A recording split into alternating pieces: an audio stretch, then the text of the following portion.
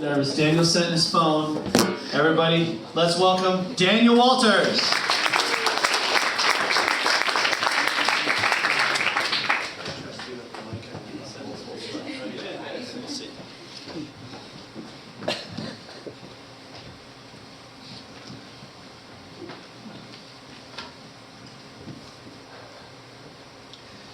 The machinery lets go and we begin falling 120 feet. And normally, I would be terrified. Normally, on a ride like Panic Plunge, I would be experiencing the eponymous panic of said plunge. But right then, in that moment, I was stoic as a stone. I had less fear than a 90s t-shirt.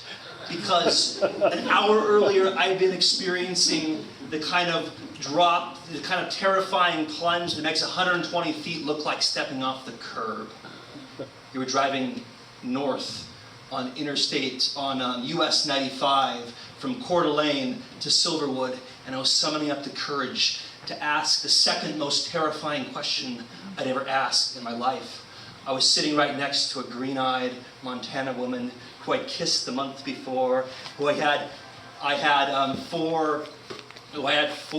crush on for 4 years, and I asked her, "Are you do you think we could we, I don't know, do you want to be my girlfriend?" And normally when you ask a question like that, you want to hear back yes, or possibly yes, 1,000 times yes. But instead I hear silence. And the silence goes on for a long time like it was a sitcom cliffhanger and I'm waiting for her to go back from the commercial break. And my mind begins to panic and my heart begins to plunge into the very last moment where it looks like I'm going to hit the pavement and everything's going to be over. She says yes. Woo.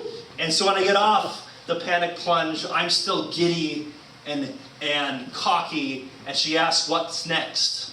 And so I point my finger to the west like Babe Ruth calling the shot, and I say, "The skydiver."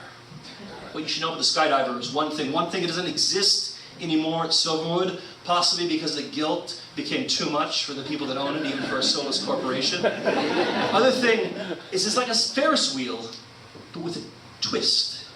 You go inside and they lock you inside a cage, and they hand you a steering wheel.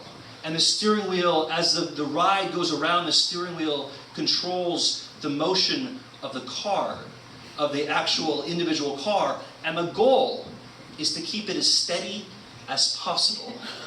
Like you're an airline pilot flying through turbulence without ruining a delicate souffle. But my new girlfriend, she didn't understand that. She was from Montana, where the men ride wild stallions, and the women tame mechanical bulls, and the congressmen sucker punch reporters. And so she gets this wild gleam in her eye, and she turns the wheel radically to the left, and I begin spinning, I begin tumbling, and the wheels of time begin turning, and all of a sudden I'm 11 years old again. And my dad and I have gone to Silverwood for one of those father-son bonding trips, and we've gone to see the magician, and we've gone on Thunder Canyon, and there was one ride in particular that I'm excited to show him. It's called Roundup. It's one of those gravitron rides. It spins you around and around and around. The G-forces push you back against it. And my dad's a science teacher.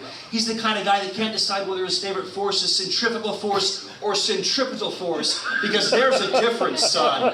His favorite movie is Apollo 13. So we get on the ride, and I'm looking over expecting him to be belting out the Bill Nye the Science Guy theme song, to be letting the G-forces wash over him, but instead I see his face begin to turn paler and paler, a little like Bill Paxton when he gets sick in Apollo 13. And so we get off the ride, and my dad is nauseous, and so the whole rest of almost the whole rest of the trip, he's sick, but he can't throw up, and so I'm standing next to the bathroom. The only thing I know how to do as a fledgling writer to help him out is I start yelling synonyms for vomit. But even that doesn't work. And so eventually, though, he just recovers naturally. And he asks me, "We can have one more ride, so what's next?" And I point to the west, and I say, "Skydiver," and he says, "No, son, that's a bad idea, because my stomach can't take it."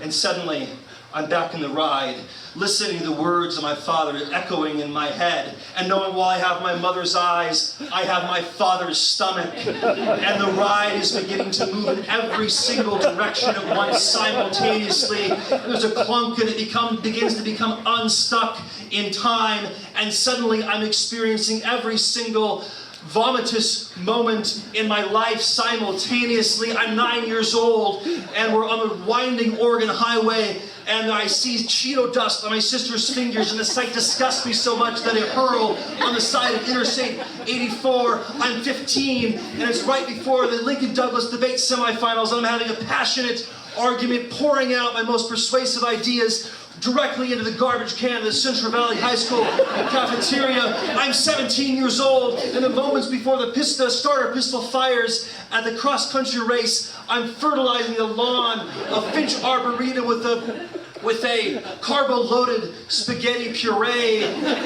I'm 23, and I'm so morally conflicted by the possibility of kissing a woman who currently has a boyfriend that I channel that angst into an impromptu prop-up modern art installation on the streets of Portland. Jackson Pollock, deconstructed and liquefied. I'm 25.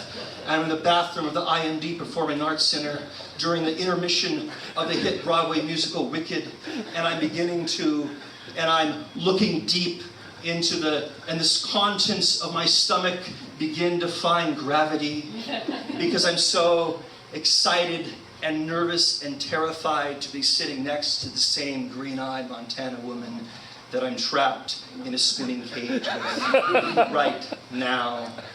And the wheel in the sky keeps on turning. And that's when I realized that this isn't some carnival ride. This is a damn salad shaker. And if I don't stop this container from tumbling, pretty soon every inch of us is going to be absolutely covered head to toe in Thousand Island dressing. And I knew the one hope I have for avoiding that fate is to convince her to stop spinning the wheel, but I can't open my mouth. For the same reason that the little Dutch boy couldn't take his finger out of the hole in the dike. If I opened my mouth, I was going to flood all of Holland. And so instead, I look at her with my eyes and I desperately plead, please, mercy.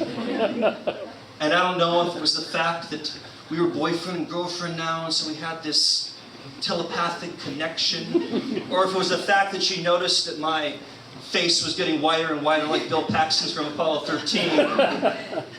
But she gets it. And suddenly she turns from the wild-eyed Montana woman into Sully Sullenberger. And she guides the plane down, kissing lightly the surface of the Hudson River. And the legends still say that not a single souffle was lost that day. And then she asks me, and I'm sick, but I recover, and she takes care of me like I took care of my dad 15 years earlier. And then she asks me, what's next? And I say the roller coaster, but which I mean aftershock, which I also mean the next 2 years of ups and downs and hairpin turns and confusing as hell corkscrews until we're on the road again. And this time we're driving south from Kalispell to Missoula, and I'm summoning up the courage to ask the first, most terrifying question I've ever asked in my life. And I ask her, where is this relationship going? And there's silence. And it keeps, and again there's silence. And again, my mind begins to panic, and again my heart begins to plunge, but this time she doesn't catch it. She says, I don't love you. I've never loved you. And I look at her with my eyes, and I'm pleading with her for mercy, but this time she keeps spinning the wheel. And she tells me that when she wakes up, she's not excited to see me. When I'm gone, she doesn't miss me. That she's been trapped with me for 2 years, going around and around the same ride, and she's sick of it. It's only when the ride is over that it finally happens. I'm 27. and I'm staring deep into the Charybdis of my now ex-girlfriend's toilet. And the toilet is staring back into me. And I knew I'd given everything I had, almost everything I had in that relationship. But in that moment, I finally gave the last 2.5 quarts. And I clicked the plunger. I just watched the relationship begin to drain down to the toilet. And I left, and I saw her waving goodbye on the balcony.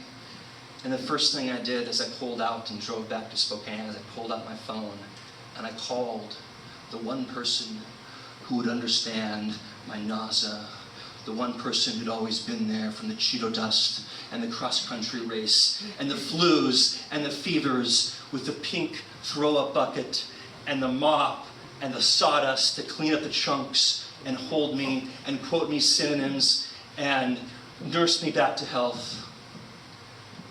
Hey, what's up? Hey, Dad, I say. And then I spill my guts. Thank you.